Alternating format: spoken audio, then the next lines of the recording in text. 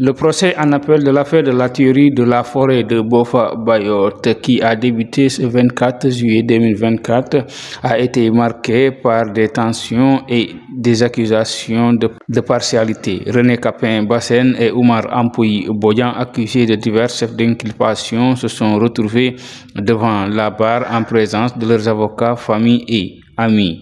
Durant l'audience, Maître Clédor Ly, avocat de la défense, a vivement dénoncé ce qu'il considère comme une grave injustice dans le traitement de ce dossier. Selon lui, plusieurs vices de procédure et manipulation entourent l'affaire, mettant en péril la justice. Il n'y a pas de justice dans cette affaire, a affirmé Maître Clédor Ly. Après la suspension du procès, il a souligné que le dossier présente des facettes de manipulation susceptibles d'influencer de manière négative la procédure judiciaire et de pousser les accusés à se reconnaître coupables à tort. L'avocat a rappelé les origines du dossier. Au départ, il y avait 26 personnes, pères de famille, emprisonnées pendant 4 ans. Le juge d'instruction a libéré 9, laissant 16 accusés.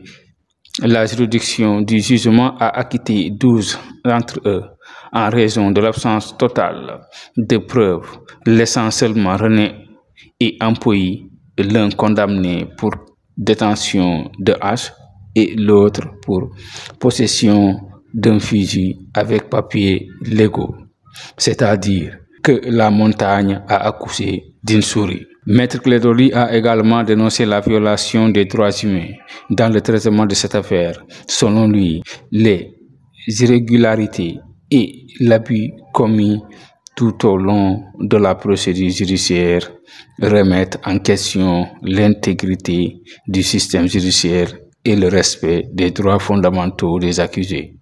Ce procès continue d'attirer l'attention alors que les accusations de partialité et les allégations de violation des droits humains soulignent la nécessité de transparence et de rigueur dans le traitement des affaires criminelles. Les prochains jours seront cruciaux pour déterminer si justice sera rendue de manière équitable dans ce dossier complexe.